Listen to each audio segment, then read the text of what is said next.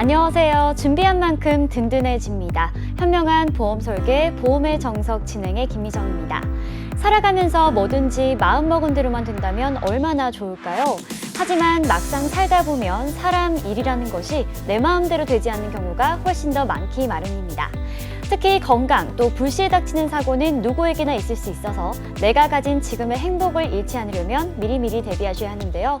오늘 보험의 정석과 함께 하시면서 든든한 미래를 보장하는 방법에 대해서 알아가 보시면 좋을 것 같습니다. 아울러 본방송에서 제공하는 정보는 투자 판단에 대한 조언일 뿐 해당 상품의 가치와 수익률을 보장하지 않습니다. 그럼 오늘 여러분들의 미래 설계를 도와드릴 전문가분들과 함께 보험의 정석 힘차게 시작해 보겠습니다.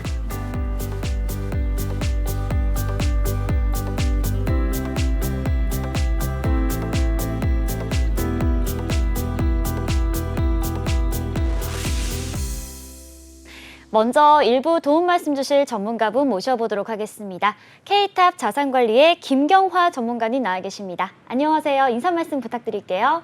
네, 안녕하세요. 보험 때문에 행복해질 수 있는 선물 같은 보험 전문가 김경화입니다. 네, 선물 같은 보험 전문가 김경화 전문가님과 함께 일부 강의 본격적으로 좀 시작을 해볼 텐데요. 우리는 미래를 준비하기 위해 참 많은 것을 합니다. 당연히 저축을 하기도 하고요. 또 부동산에 투자를 하거나 주식이나 코인을 하기도 하죠. 자, 그리고 직장에 다니시거나 사업체를 운영하고 계신 모든 직장인들을 위한 준비에 빠지지 않는 것이 하나 있습니다. 바로 단체 보험인데요. 오늘은 단체 보험의 필요성에 대해서 좀 알아보고자 합니다. 자, 1부에서 준비한 강의 내용 함께 들어보도록 하겠습니다. 네, 안녕하세요. 제가 오늘 말씀드린 내용은 단체 보험의 필요성, 재해 또는 상해, 좀 난해할 수도 있는데요. 이 부분은 소규모의 기업, 가게를 운영하시는 분이나 이런 분들한테는 굉장히 꿀팁이 될 수 있으시고요. 어떤 회사에 종사하고 계시는 종업원들한테도 굉장히 꿀팁이 될 수 있는 부분이니까 내용을 좀 잘 들어보시고요. 이런 부분에 대해서 재해일까 상해일까 약간 헷갈리시는 분들도 굉장히 많으시거든요. 이런 부분에 대해서도 제가 상세하게 알려드릴 테니까 조금 더 집중하고 보셨으면 좋겠습니다. 먼저요. 제가 단체 보험에 대해서 말씀을 드리는 이유가 무엇일까 한번 살펴보면요. 중대재해처벌법 아마 많이 TV에서도 말씀 많이 들으셨을 거예요. 이 중대재해처벌법이 뭐냐면 사고 예방의 의무를 다하지 않는 사업주나 경영 책임자들이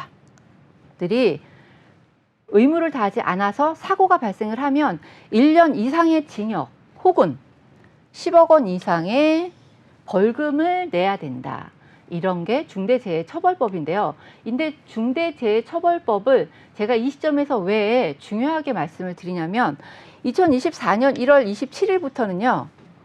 5인 이상 50인 이하인 사업주 분들도 다 해당이 되거든요. 우리나라에 50인 이하의 사업주 분들이 굉장히 많으실 텐데 이런 분들이 좀 눈여겨보셨으면 좋겠습니다. 그러면 산업재해 발생 현황 과연 얼마나 발생을 하길래 매스컴에서도 그렇게 떠들고 이거를 법적으로 만들어 놨을까 요거를 좀 살펴보시면요. 우선은 50인 미만의 사업장이 80% 이상이 돼요. 5인 미만이 32.4%고요. 5인에서 49인 미만, 그러니까 50인 미만 사업장이 49.1%예요. 이거를 둘이 합치니까 80% 이상의 50인 이하의 사업자들이 그 정도로 많으신 거죠. 이렇게 많으신 분들이 산업재해가 발생을 하는데요. 이렇게 산업재해 발생이 우리가 생각하기에는 뭐 건설업이나 뭐 제조업이나 굉장히 어려운 현장에서 다치기 쉬운 이런 업종에서만 발생된다고 생각을 하시는데 사실은 그렇지가 않아요. 여기 보면요. 발생 현황을 보면은 서비스업에서도 34%나 발생을 하거든요. 서비스업에서도 34%, 뭐 전기, 수도업, 운수, 창고, 숙박업에서도 4.5%. 이렇게 다양하게 산업재해가 발생을 하고 있고요. 50인 이하의 사업주들이 굉장히 많은 분포를 가지고 있으시죠. 이런 분들은 어떻게 하면 보험으로 인해서 조금 더 보완을 할 수 있을까, 이런 것들도 면밀하게 검토를 좀 해보셨으면 좋겠어요. 산업재해 관련 소송 발생 현황, 이 표도 제가 준비를 해봤는데, 이 표를 왜 준비했냐면요, 산업재해가 발생을 하면 그냥 단순히 우리가 산재보험을 가입하잖아요. 산재보험 안에서 해결이 되면 너무나 좋겠는데 사실은 그렇지가 않아요. 꼭 민사소송까지 꼭 가게 되거든요. 민사소송까지 가게 되는 이유는 보상금액 차이가 너무나 많이 나니까.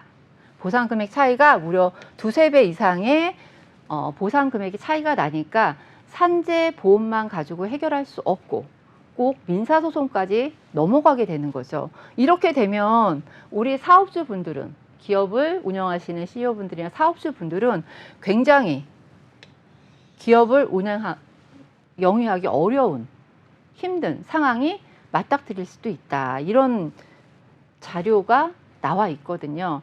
그러니까 우리가 기업하시는 분들이나 50인 이하의, 아니면 5인 이상의 아주 소상공인 분들도 산재 사고가 발생이 딱 되면은 민사소송까지 넘어가게 되면, 어느 정도의 민사소송까지 넘어가게 되냐면요, 거의 50% 이상이 민사소송까지 다 넘어가게 되어 있어요. 그러면 본인 그 사업주분들은 굉장히 어려운 상황에 처하실 수가 있고요. 사업을 계속 쭉 이어나가기 어려운 상황에도 처할 수 있어요.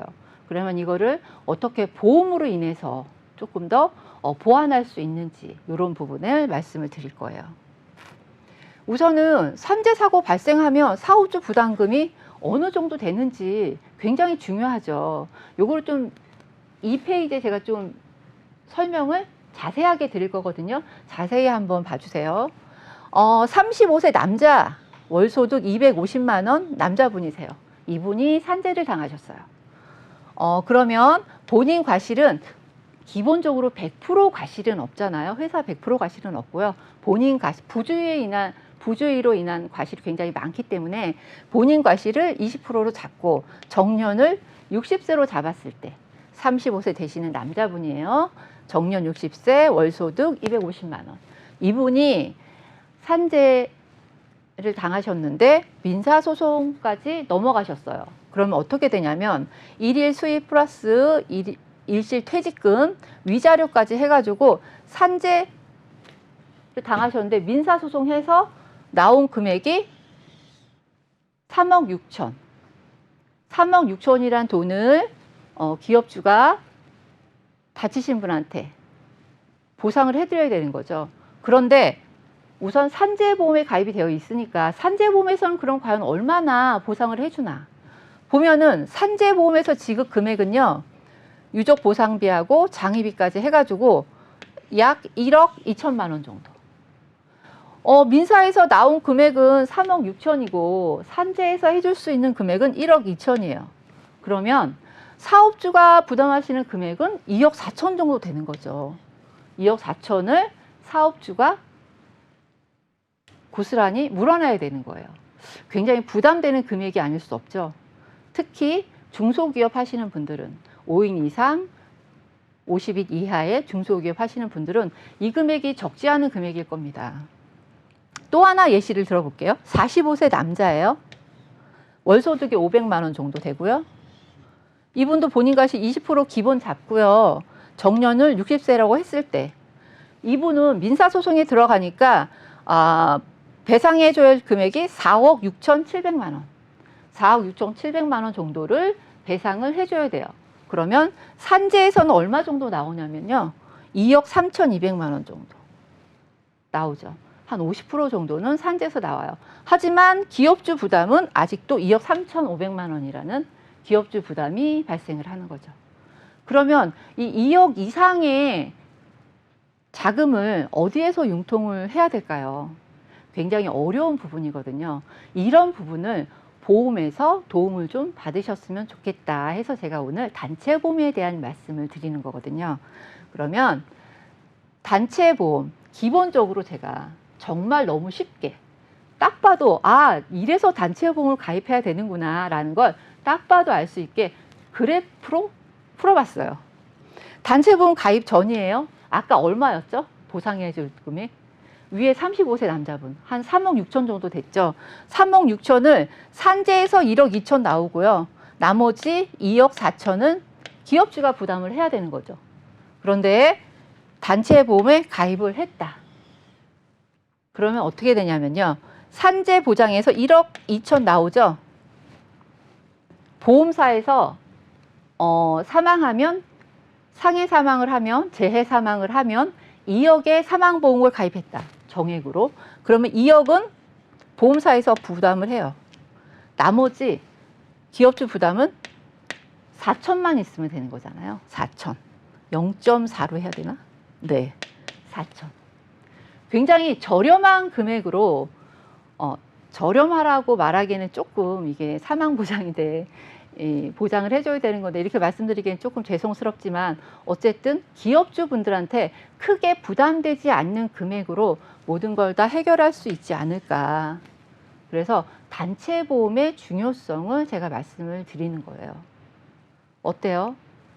5인 이상 사업주분들은 이게 산재 사고가 어디에서 어떻게 날지 모르거든요.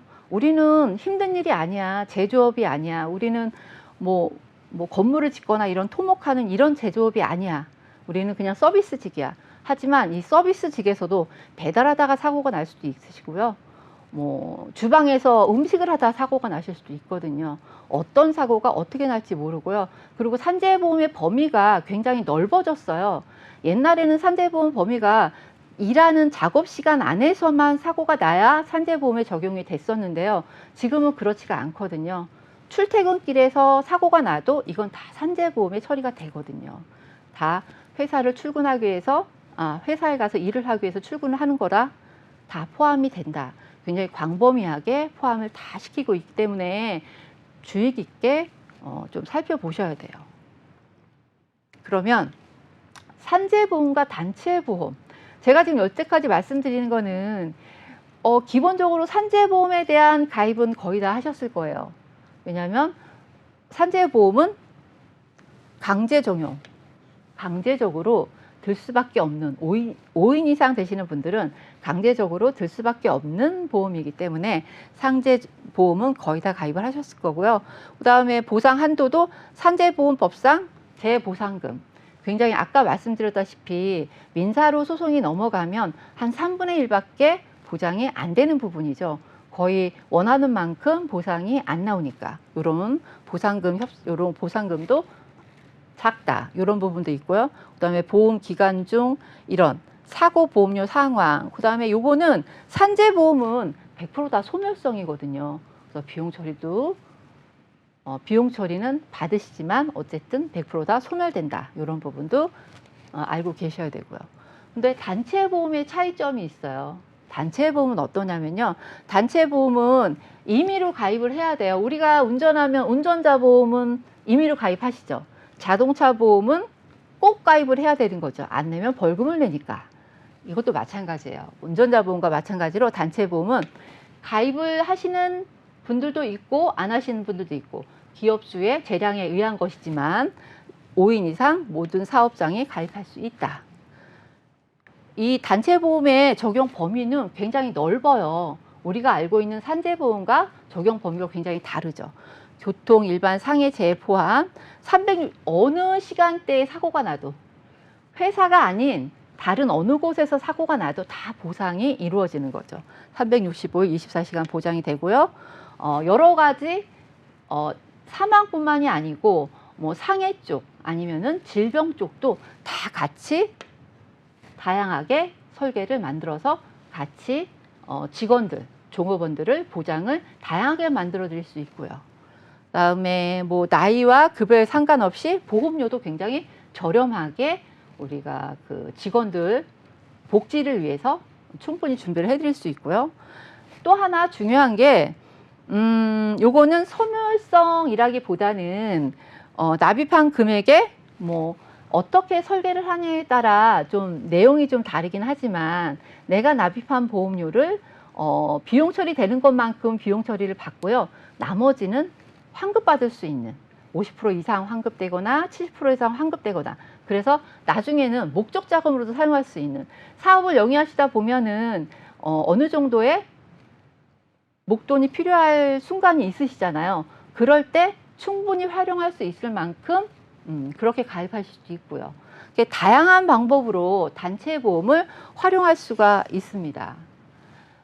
단체 보험에 대해서 많이들 아실 거예요. 사실은 많이들 아시는데 이렇게 5인 이상 50인 미만의 소상공인들 분들은 특히 더 회사를 조금 더 안정적으로 영위하실 거면 특히 더 신경 쓰셔서, 큰 금액이 아니거든요.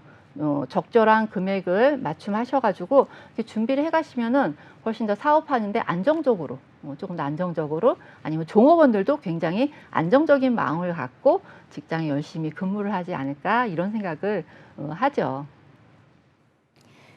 네, 잘 들었습니다. 중대재해처벌법이 확대 시행되면서 근무 중 발생하는 사고를 어떻게 예방하고 대처해야 할지 보다 경각심을 갖게 되었죠. 특히 중소기업 경영주님 분들은 이 사고가 발생했을 때 보상이나 소송 비용으로 또 막대한 비용을 지출하기 때문에 기업 경영에 좀 어려움이 있을 수도 있습니다.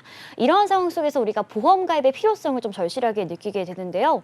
이 마지막으로 이제 산재보험과 단체보험의 좀 필요성에 대해, 산재보험과 단체보험의 차이에 대해서 살펴보고 단체보험의 필요성을 좀 알려주셨는데요. 자, 그렇다면 단체보험을 준비할 때 좀 주의할 만한 점이나 꼭 필요한 팁이 있다면 어떤 것들이 있을까요? 네. 단체보험을 가입하게 되면 제가 지금 여태까지 말씀드린 걸 어떻게 준비를 하는 게 좋을까, 좀 팁을 한 가지 말씀을 드릴 건데요. 재해와, 혹시 지금 시청하고 계시는 시청자님들은 재해하고 상해의 차이점을 혹시 아시나요? 방송에서도 많이 말씀을 드렸고요. 어디나 이렇게 유튜브나 어디를 보더라도 차이점에 대해서 명확하게 나와 있기는 하지만, 아마 현실에 딱 부딪히면 어디까지가 재해고 어디까지가 상해인지 구별이 잘 안 되시는 분들이 굉장히 많으실 거예요. 재해라고 하면은 우발적인 외래의 사고, 본인이 의도하지 않은 거죠. 본인이 의도하지 않은 그냥 우발적인 외래의 사고, 있을지 없을지 생각할 필요도 없어요, 이거는. 그런데 상해는 굉장히 좀 여러 가지 좀 조건이 붙어요. 보험에서 여러 가지 조건이 붙는다는 건 어쨌든 어렵다는 거예요. 여기에는 상해는 급격하고도 우연한 외래의 사고, 세 가지가 한꺼번에 뭉쳐져야지 상해로 인정이 되는 거죠. 재해는 전쟁 및 핵 방사능, 요것도 다 보장이 되고요. 출산, 등산, 수영, 부상 중, 이런 것도 다 보장이 되고요.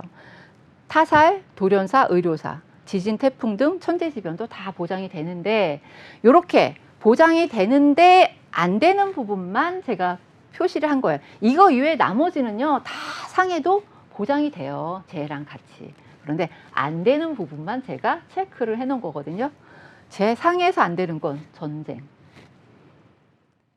출산 등 수영 중 부상, 이거는 왜 안 될까 생각을 하는데요. 이거는 출산 중, 이거는 본인이 계획하에 진행한 거라 상해에서는 안 된대요. 이렇게 우연한 사건이 아니래요. 그래서 안 된대요. 타살, 돌연사, 의료사, 이것도 안 되죠. 지진, 태풍 등 천재지변, 이 부분도 상해에서는 보상을 받을 수 없다고 합니다. 그러니까 여러 가지 이 이외에 나머지 기타 등등은 다 상해도 되고 재해도 되는데, 요 몇 가지 이런 부분들은 상해에서 보장을 받을 수 없다. 세 가지가 딱 맞아야 된다. 이 세 가지가 딱 맞아야 되는 요 부분을 조금 더 자세하게 말씀을 드릴 거예요. 그래야지 재해와 상해의 차이를 명확히 하시겠죠.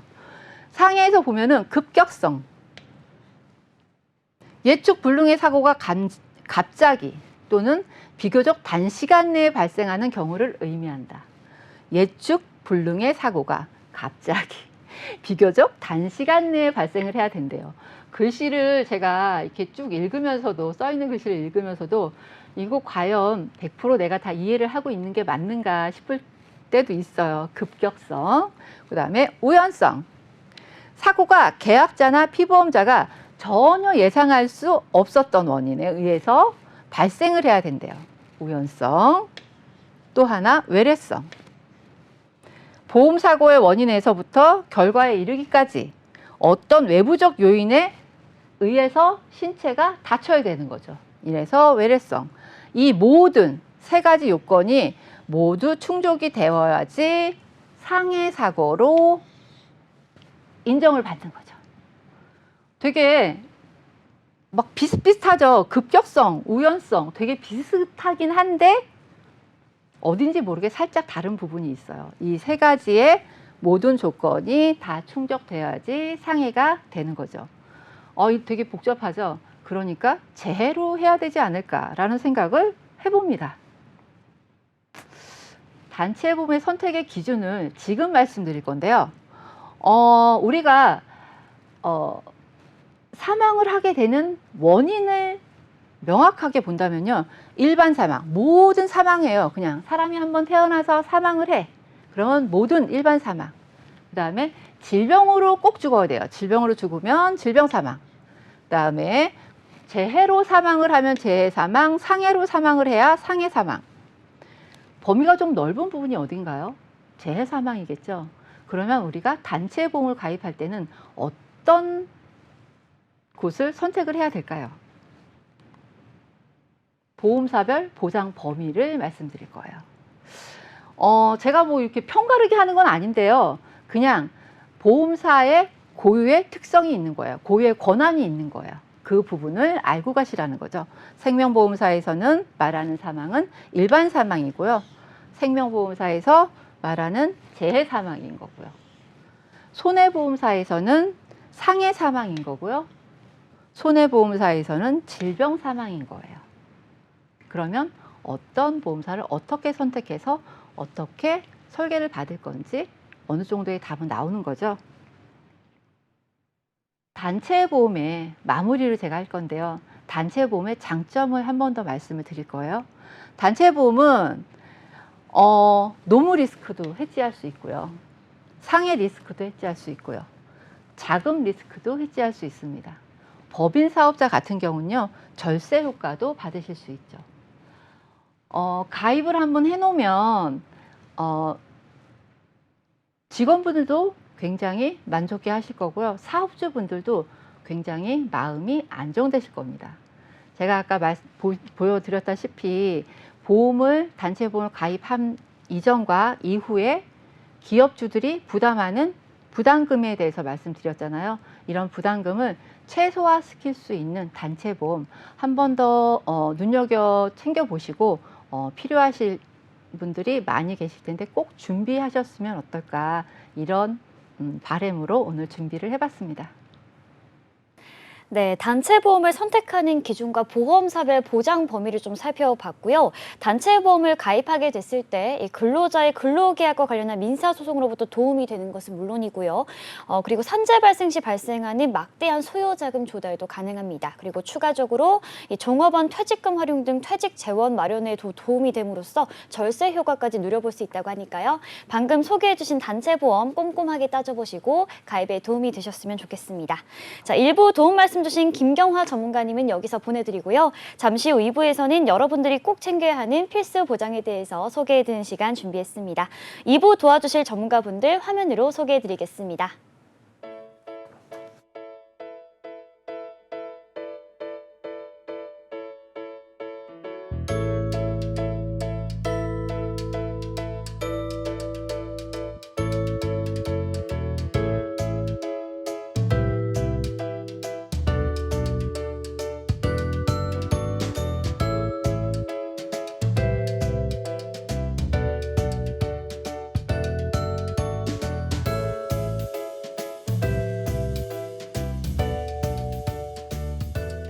네, 계속해서 함께해 주실 전문가분 소개해 드리겠습니다. 1부에 이어서 함께해 주시는 김경화 전문가와 K탑 자산관리의 김경화 전문가님 나와 계십니다. 네, 전문가님 인사 말씀 부탁드릴게요. 안녕하세요. 이름 비슷한 분하고 뵙게 됐는데 실력도 비슷할까요? 오늘 한번 여러분들 위해서 대신 공부를 늘 하고 있는 김경화 열심히 한번 해보겠습니다. 네, 저희가 2부에서는 노년기의 사회적 문제로 부각되고 있는 치매에 대비하는 보험에 대해서 알아보며 치매 관련 보험은 어떤 특징을 가지고 있는지 살펴보는 시간 준비했는데요. 오늘의 필수 보장 공개해 주시죠. 네, 치매는 우리가 나이가 들면 반드시 알아야 하고 또 많은 분들께서 걱정을 하시는 질병 중 하나죠. 하지만 다가오는 이 초고령 사회 진입에 어떻게 대비를 해야 할지 좀 모르시는 분들도 많으신 것 같습니다. 그래서 저희가 준비했습니다. 네, 전문가님, 먼저 우리가 노후에 가장 걱정되는 질병이 무엇인지 궁금한데요. 좀 자세하게 소개해 주시죠. 네. 여기 스튜디오 들어오기 전에도 저희 아나운서님하고 잠깐 대화를 나눴는데요. 남이 암 걸린 거보다 내 눈에 티는 들어간 게 훨씬 아프거든요. 노년에 제일 무서운 거는 내가 걸린 질병인 것 같아요. 우선 그렇고요.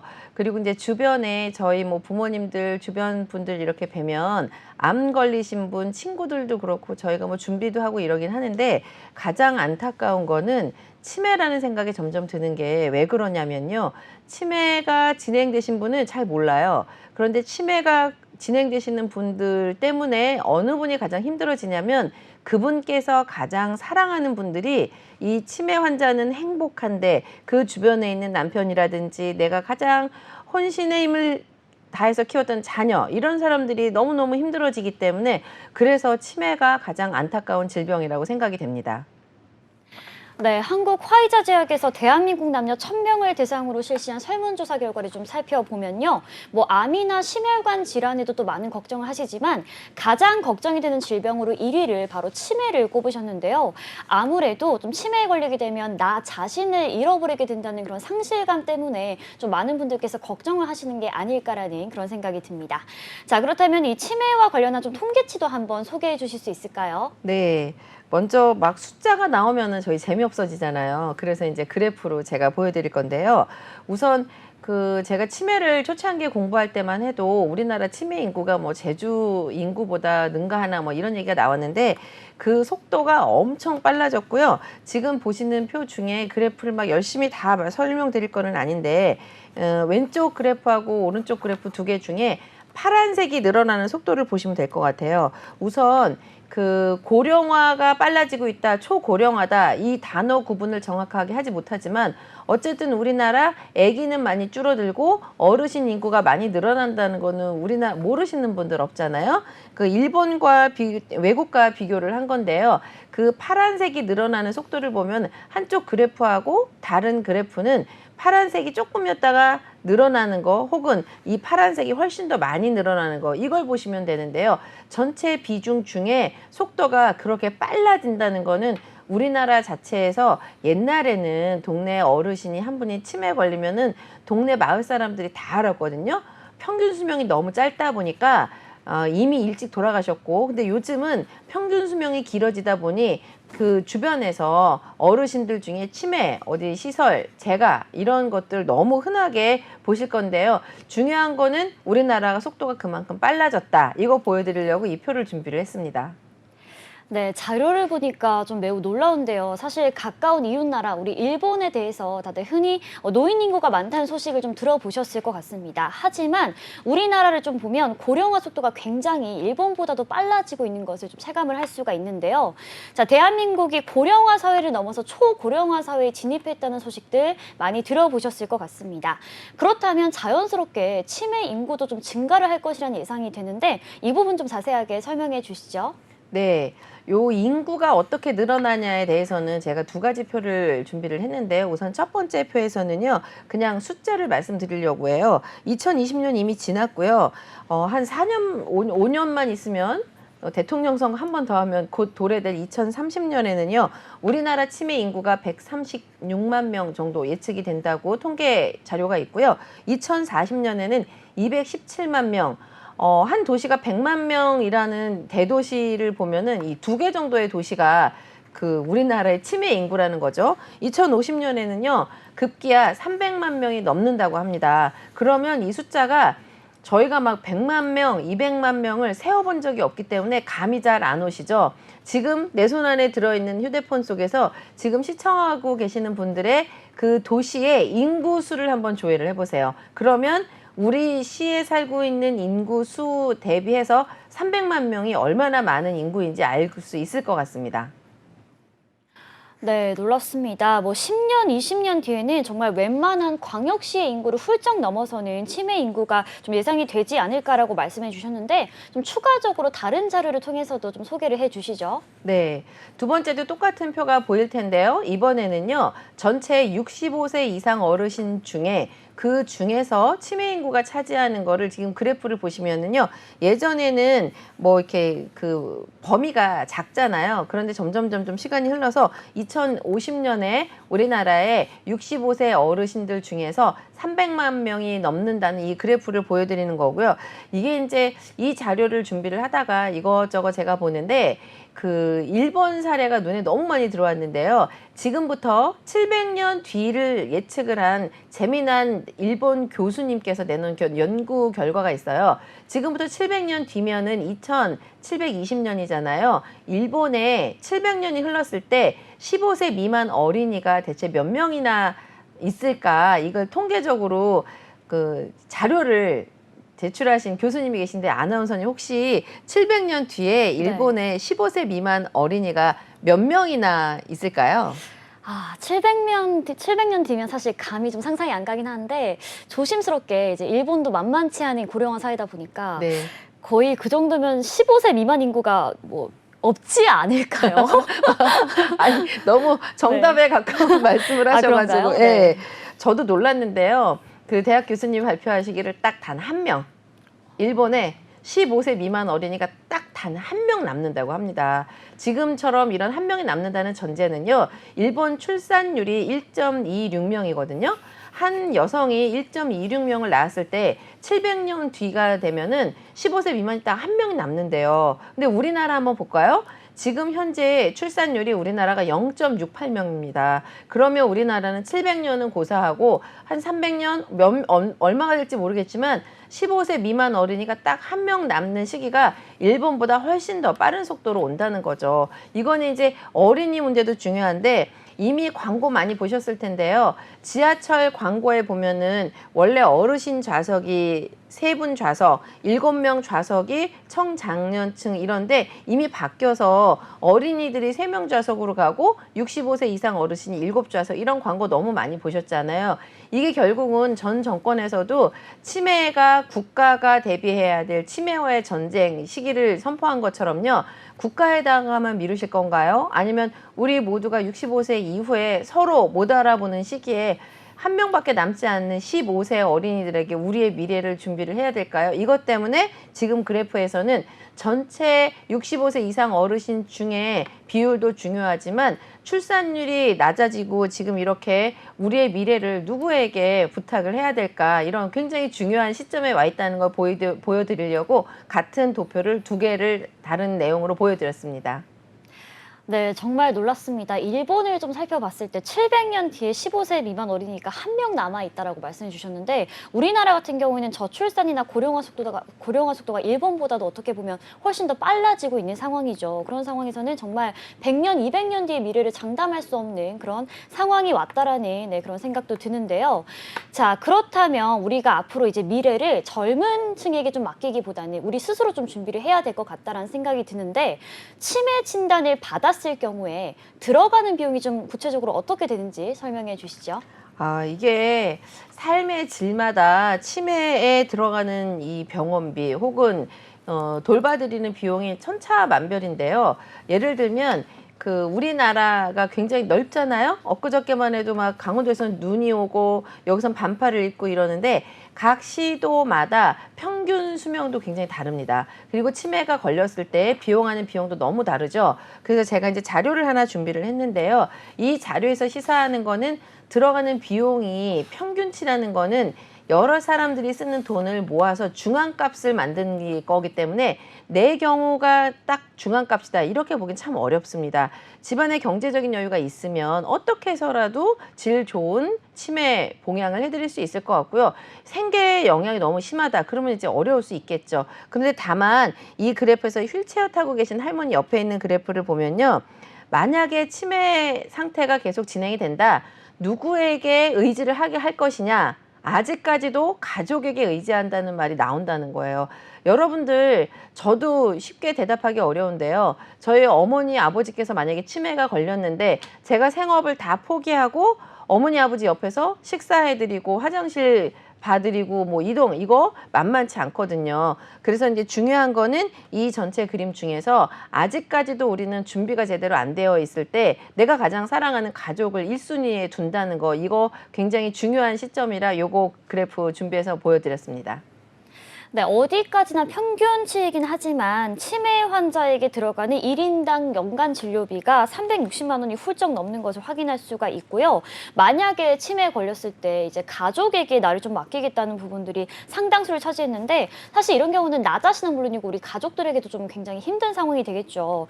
그러다 보면 또 소중하게 모은 노후 자금을 뭐 간병비나 또 간병인에게 또 사용해야 하는 그런 상황이 올 수도 있을 것 같다라는 생각이 듭니다.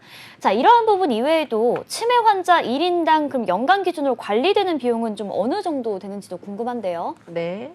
도표에도 준비를 해드렸는데요. 요즘 건강보험료 납입하시는 분들 건강보험료와 함께 장기요양보험료 같이 납입하고 계시잖아요.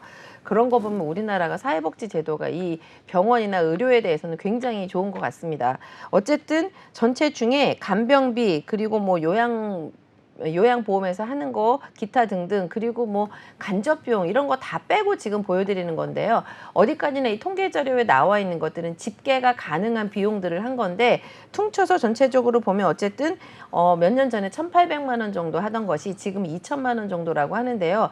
생각을 해보면 실제로는 2천만 원보다 훨씬 더 많이 들 거예요. 병원비, 뭐 도구 사용하는 거 여러 가지 있지만 그거 이외에 이 집계되지 않는 비용들이 많이 산정이 된다 그러면 한 분이 1년에 쓰시는 비용은 2천만 원은 미니멈이고요. 최소한 아까 말씀하신 것처럼 1년에 한 3천만 원에서 4천만 원 이상 육박하는 걸로 이제 통계가 나오고 있기 때문에 이거 이상 비용이 많이 든다. 이렇게 생각을 하시고 계셔야 될 것 같습니다.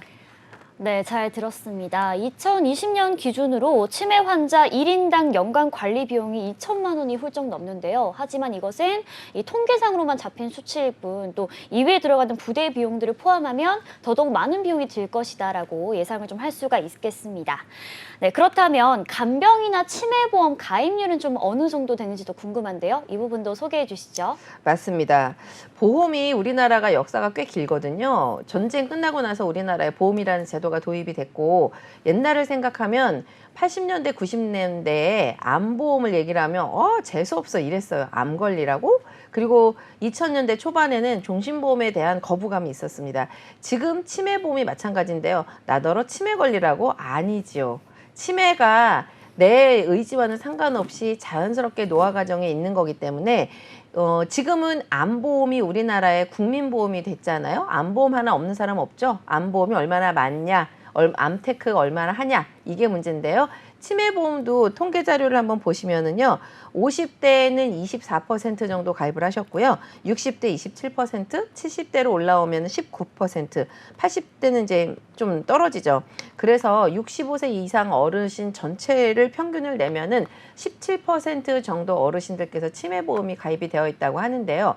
치매보험이 우리나라에 이렇게 시중에 나와 있는 지가 한 4, 5년 남짓 되는데 초창기 치매보험은 치매 환자들에게 돈을 얼마를 줘야 될지 모르기 때문에 약간 러프하게 보험이 개발이 됐고요. 저축의 개념이 많이 포함이 되어 있습니다. 그래서 이제 시간이 4, 5년 흐르다 보니까 요즘은 약간 정교하게 실제로 치매에 걸렸을 때 실질적인 보장을 어떤 것을 해야 되는지 연구가 많이 되었기 때문에 초기 치매 보험을 가지고 계시는 분들은 아마 증권에 이런 게 많을 거예요. 중증 치매 500만 원, 경미할 때는 돈 안 주고 그다음에 1급일 때는 2천만 원 이런 식으로 나누어져 있는데요. 치매라는 것이 처음에 가볍게 걸리기 시작해서 점점 진행이 되는 질병이기 때문에 그리고 약이 개발되고 의료기술이 발전되면서 치매가 진행 속도가 예전에는 대책 없이 그냥 있었기 때문에 빨리빨리 진행이 됐다면 요즘은 보건소 가면 치매 검사 다 해주시잖아요. 그래서 치매 속도를 늦추는 뭐 뇌 영양제 이런 것들도 많이 드시기 때문에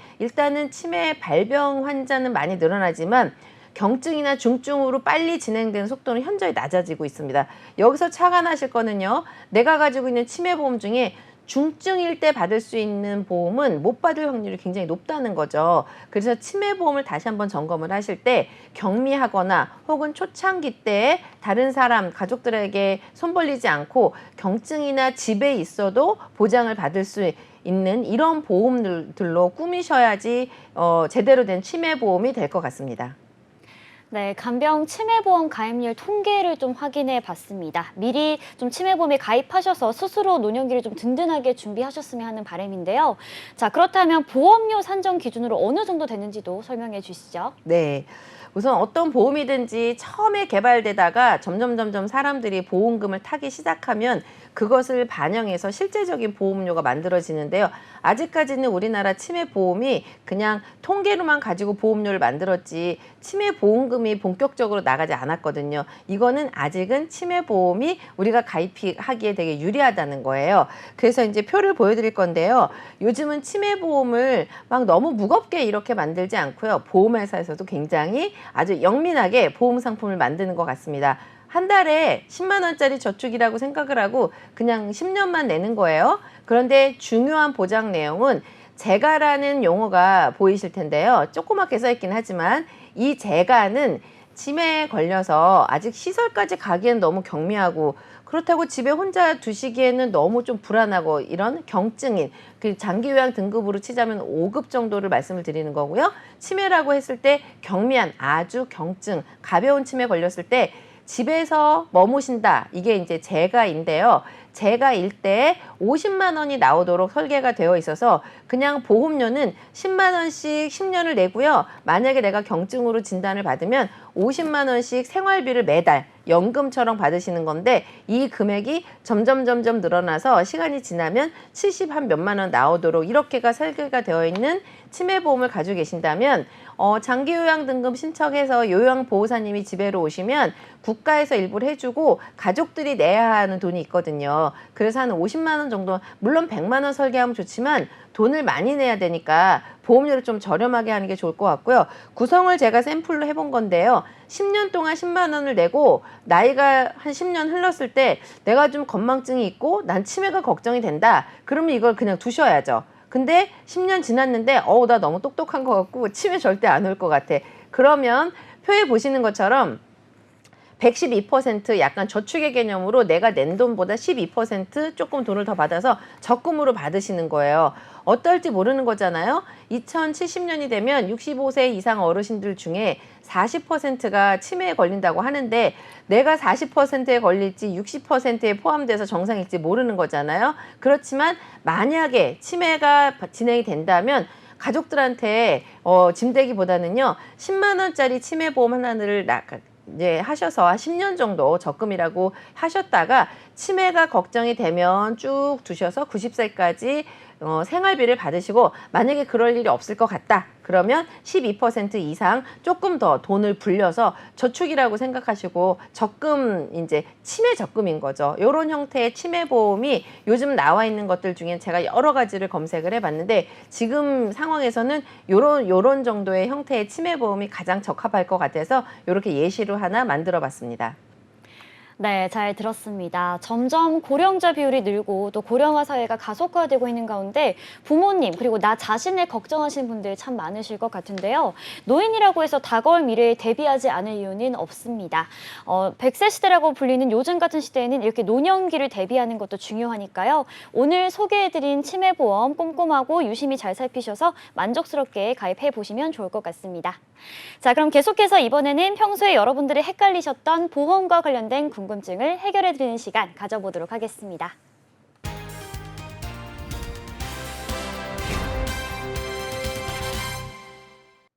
알쏭달쏭 보험 Q&A, 평소에 여러분들이 헷갈리셨던 부분을 전문가님과 함께 짚어보는 시간입니다. 첫 번째로 들어온 질문 화면으로 볼까요? 2003년도에 가입한 공장 화재보험이 보험료 납입은 끝났고 보장만 받으면 됩니다. 보장 리모델링이 필요하다고 하는데 해야 하는지 궁금합니다. 자, 첫 번째로 들어온 질문입니다. 우리 시청자분께서 20년 전에 가입하신 공장 화재보험 납입이 끝나셨다고 하는데요. 리모델링이 좀 필요한지 궁금하신 것 같습니다. 이 부분은 김경화 전문가님께서 답변해 주시겠습니다. 네. 보험료 엄청 열심히 내셨나 봐요. 완납하는 게 별로 이렇게 쉬운 일은 아닌데, 그런데 2003년도에 가입하셨을 당시에 자산 가치와 지금의 자산 가치가 과연 같을까요? 그렇지 않을 부분이 굉장히 높죠. 왜냐하면 물가도 많이 상승했을 거고 회사도 많이 키워 놓으셨을 거잖아요. 그렇기 때문에 자산 가치의 변동에 의해서라도 아마 리모델링은 꼭 하셔야 될 것 같아요. 그리고 화재보험 자체는 소멸성 보험료 자체가 비용 처리가 되는 부분이 있기 때문에 화재보험을 새로 가입하셨다 하더라도 크게 회사를 영위하는데 불편함은 없으실 거거든요. 기존에 완납하신 보험료는 아마 납입 지금 끝나는 시점에 환급률이 굉장히 높이 책정되어 있을 거예요. 그러면 이거는 회사에 다시 수입으로 잡으셔서 회사를 지금 영위하시는데 충분히 활용을 하셔도 될 부분이고요. 그러니까 리모델링을 보험을 새로 가입해서 난 완납해서 다 끝났는데 굳이 이런 마음보다는요. 자산 가치의 상승에 의한 물가 상승률에 의한 회사의 자산이 커졌잖아요. 그만큼 화재 보험에 대한 금액도 커져야 되는 부분이고요. 그러니까 리모델링을 꼭 한번 추진을 해보시고요.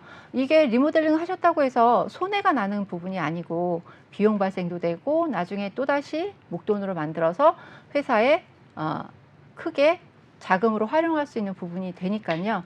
리모델링을 적극으로 추천해드립니다. 네, 세월이 지난 만큼 자산 가치가 달라진 부분이 있을 것 같습니다. 다시 한번 점검해 보시는 게 좋을 것 같다라고 정리를 좀 해주셨습니다. 그럼 이어서 들어온 다음 질문 내용 화면으로 보겠습니다. 아들이 중학생 때 가입한 보험이 있는데 지금은 직업군인이 되었습니다. 보험을 어떻게 해야 할지 어렵습니다. 네, 우리 시청자 자녀분이 중학생 때 가입한 보험이 있으신데요. 현재는 성인이 되어서 이 보험을 좀 어떻게 해야 할지 고민이신 것 같습니다. 이 질문은 김경아 전문가님께서 답변해 주시겠습니다. 네. 질문에서 어떻게 해야 할지에서 이 어떻게 이제 조금 따옴표를 하고 싶고요. 여러 가지 고민이 있는 것 같아요. 오래됐으니까 해약하고 새로 가입을 해야 되나? 아니면 이거 내가 계약을 했는데 아들로 명의를 바꿔줘야 되나? 여러 가지 고민이 많으실 것 같은데 우선은 여러분들이 이제 이 케이스 말고도요. 여러분들이 가지고 계신 보험 증권을 반드시 살펴보셔야 되는데 무슨 생명보험회사가 있고요. 앞에가 무슨 손해보험회사가 있어요. 근데 이 두 회사 다 마찬가지로 가입할 때는 그냥 서명하고 직업이 뭐야 이렇게 하면 끝나셨잖아요. 생명보험회사의 보험들은 그냥 가입할 때 고지 의무만 하시면 중간에 직업이 바뀌고 뭐 바뀌어도 보장 다 받으실 수 있거든요. 그런데 이와 반대로 손해보험회사에서는 가입할 때는 사무직이었는데 몇 년 지나서 위험직군이 됐다. 혹은 지금처럼 가입할 때는 학생이었는데 취업을 군인으로 했다. 그럼 여러분이 생각하시기에도 직업에 따른 위험도가 확연하게 달라졌잖아요. 이렇게 손해보험회사는 직업이나 취미생활이 달라지고 운전이 달라지면 통지를 반드시 해줘야 되는 통지 의무가 약관에 써 있어요. 이렇게 되면 중학생 때 54,000원짜리 보험이 군인으로 직업을 변경하면 매월 납입하시는 보험료가 6만 원대 이렇게 보험료가 바뀌거든요. 이렇게 정정을 하셔야 제대로 된 보장을 계속 가져갈 수 있기 때문에 해약을 하고 새로 리모델링을 한다는 건 차라리 간편한데요. 있는 보험을 계속 유지를 하신다면 명의 변경보다 더 중요한 것은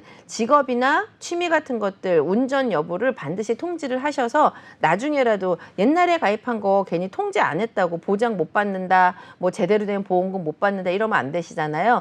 그래서 바꿔주시는 거는 좋으신데 어쨌든 직업을 명확하게 고지하셔서 그 위험급에 맞는 정확한 보장을 받으실 수 있도록 빨리 바꿔주시는 게 좋을 것 같습니다. 네, 만일 손해보험을 가입하고 계시다면 가입 당시와 다르게 직업이 바뀌면 통지할 의무가 있으니까요. 꼼꼼하게 확인해 보시는 게 좋을 것 같습니다. 자, 지금까지 보험과 관련된 궁금증을 해결해 드리는 시간 가져봤습니다. 오늘 도움 말씀 주신 K탑 자산관리 김경아 전문가님과는 여기서 인사드리겠습니다. 네, 여러분들과 함께 보험 얘기를 하다 보니 시간이 이렇게 흘러 보험의 정석 마칠 시간이 됐는데요. 본방송에서 제공하는 정보는 투자 판단에 대한 조언일 뿐 해당 상품의 가치와 수익률을 보장하지 않습니다. 아쉽지만 오늘 저희가 준비한 소식은 여기까지입니다. 시청해주신 여러분 고맙습니다.